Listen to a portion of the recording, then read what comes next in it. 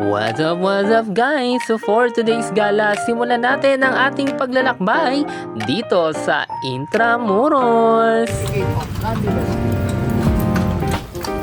And guys, gikot-ikot kami dito sa Intramuros. Ayan. So pinunta namin yung mga spot kung saan kinuting yung Pulang Araw, yung Maria Clara, yung mga historical drama natin.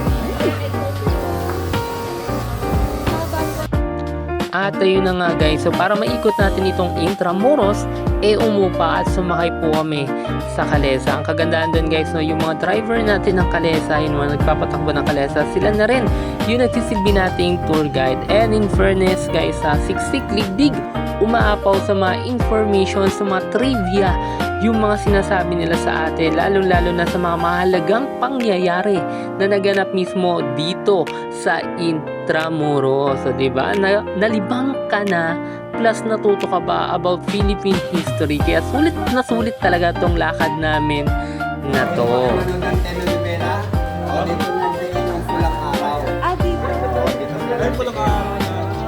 Pulang araw kay Marcos sa Dennis Ray. At syempre pag gantong gala, hindi pwedeng hindi tayo aaura. Kaya naman picture dito, picture doon.